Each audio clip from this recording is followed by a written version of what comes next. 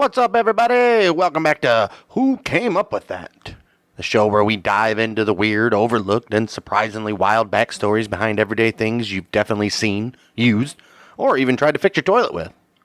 I'm your host, Bang Biscuit, and today's episode is all about duct tape. That's right, the gray, sticky miracle you probably have in a trunk drawer, your glove box, your garage, and in your soul. But duct tape isn't just some all-purpose roll of gooey problem-solving power. No. This stuff has a war record. It's been to the moon. It's featured on reality shows and fashion runways, disaster zones, DIY cults, and NASA emergencies. It's patched up fighter jets, combat boots, submarine hulls, and people's actual skin. Duct tape. Who came up with that?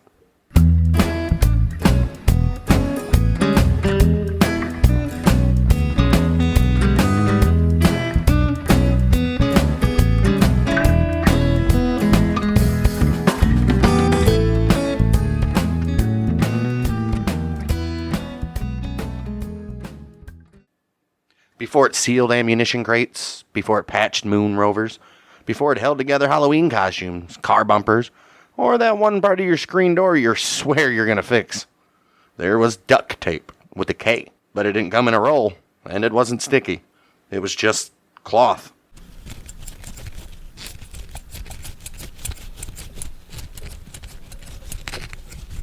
In early 1900s, duct tape referred to long, tough strips of cotton duck fabric, a tightly woven canvas used to reinforce shoes, wrap steel cables, and to protect electrical wires from corrosion and wear. You'd find it lining boots, stiffening shirt collars, and shielding the backbone of industrial America. One of the earliest known uses, you ask? 1902 on the Manhattan Bridge, that's right. As workers strung the massive steel suspension cables over the East River, they coated them in linseed oil, and then carefully wrapped them in duct tape, not for fashion, but for survival. By the 1910s, duct tape was sewn into shoe soles and military boots for reinforcement. And in 1936, engineers recommended it as one of the methods for protecting rubber-insulated power cables. And in 1942, you could walk into Gimbel's department store and buy Venetian blinds held together by long vertical strips of, you guessed it, duct tape. But none of it was adhesive. It was durable, useful, and utterly manual, though.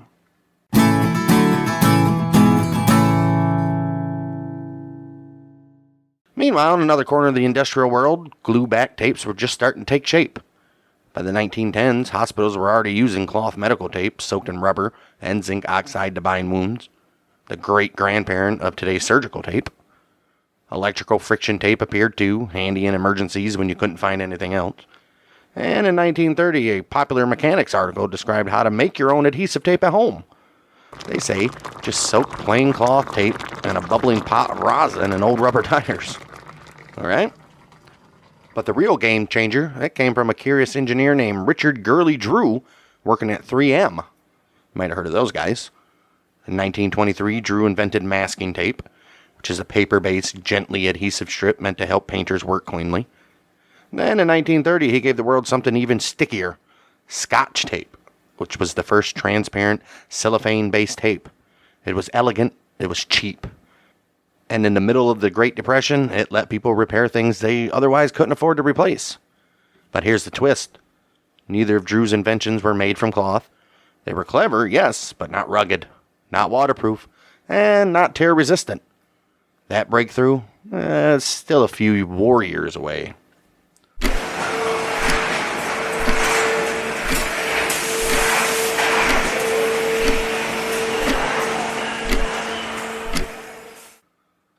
Speaking of the war, by the time World War II arrived, the world had tape, but it didn't have duct tape. That would take a factory worker named Vesta Stout, some soggy ammunition boxes, and a letter to the President of the United States of America.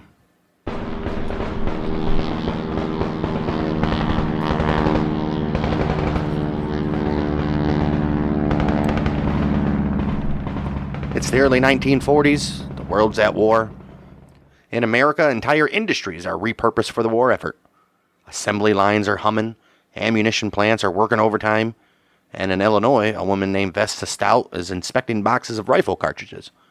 Vesta, she's a mother of 2 Navy sons and works at the Green River Ordnance Plant. She's sharp, observant, and one day she notices something. The boxes, they're sealed with thin paper tape, then waxed shut. But when soldiers in the field try to pry them open under pressure, in the rain, under fire, wearing gloves, it's a mess.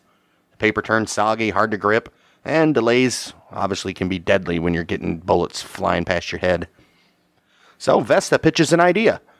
Why not use a strong cloth-based waterproof tape that tears easily by hand? No tools, no fuss, no time wasted. Her supervisors, they ignore her. But that doesn't stop her. She writes a letter, not to her boss, not to her congressman, to old President Franklin D. Roosevelt himself. She said, I had 2 sons in the Navy. I only wanted our boys to have the best possible chance of winning and returning home. Her letter, it reaches the War Production Board, and they agree with her. They pass the project to Johnson & Johnson, you've heard of those guys, which has a division called Permacell, already making medical tapes. By 1943, they've created what we now know as duct tape, though at the time, soldiers called it duct tape. Why duct? Well, there's 2 theories for that. The first one, it's made from cotton duck cloth, a tough woven canvas. Or number 2, it repels water like water off a duck's back. Either way, it sticks, pun intended, and it saves lives, more importantly. Soldiers, they used it to seal boxes, repair tents, jeeps, boots, and gear, patch bullet holes in equipment, bind wounds in emergencies, even improvise stretchers. Yeah. It's the Swiss Army knife of adhesives, strong, waterproof, and fast.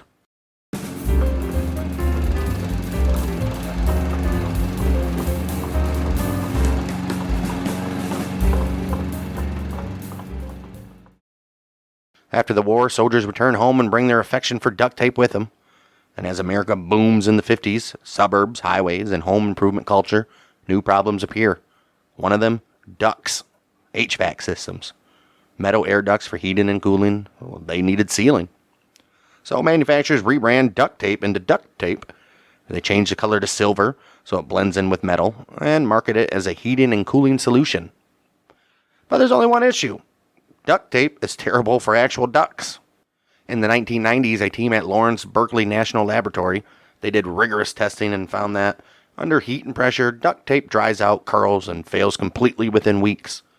So the tape that's literally called duct tape, yeah, probably don't want to use it for ducks.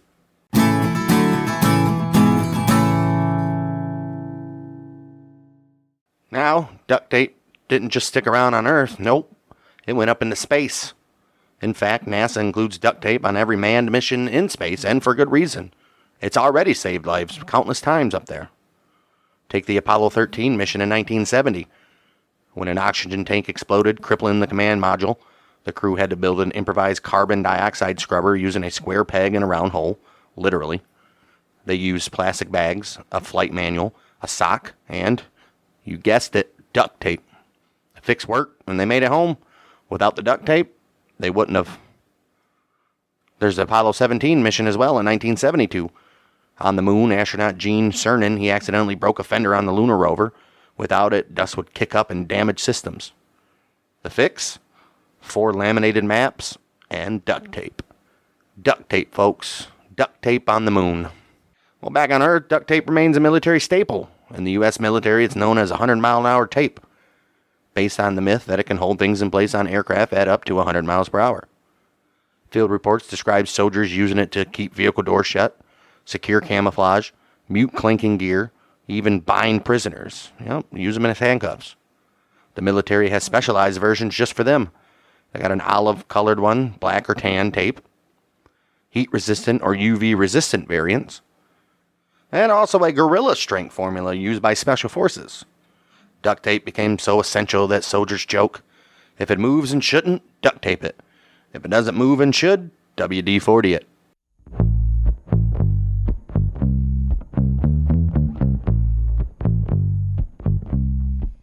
Duct tape, it isn't just functional, it's actually famous. Mythbusters on the TV show, they made a duct tape boat, they made a working bridge, they made a hammock, and patched a hole in a plane fuselage. Their verdict, duct tape myths equals plausible. Around in the early 2000s, as the Duct brand has held the Stuck at Prom Scholarship Contest, offering $10,000 each to students who make entire prom outfits out of duct tape. Gowns, tuxedos, corsages, even shoes and purses, all duct tape. It's creativity meets craftiness meets couture. Then there's the famous Red Green show. Canadian comedy legend Red Green, he treated duct tape as a character of its own. It says if the women don't find you handsome, they should at least find you handy. A little bit about duct tape and pop culture, you'll find it in MacGyver, obviously, that's probably speaks for itself. Survivor, The Last of Us as a crafting tool, the Fallout series, countless YouTube DIY videos, and much, much more. Well, these days, duct tape isn't just silver and sticky. It comes in bright colors, leopard print, glow in the dark, fire resistant, cold resistant, marine grade, and even transparent duct tape. It's used to temporarily close wounds in survival situations, make wallets, belts, flip-flops, hold GoPros on helmets, silence rattling parts on race cars, fix airplane wings mid-flight. It's actually been done. Even the CDC lists duct tape as a valid way to treat warts. Cover them for days, then remove dead skin. It actually works better than some over-the-counter remedies.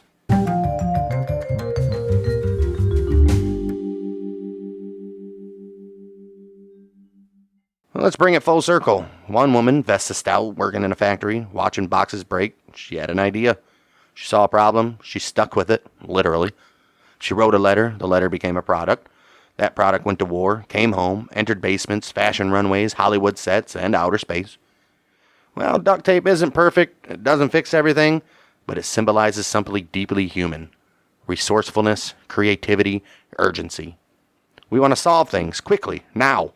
And if we don't have the right tool, we make one. And that's the story of duct tape.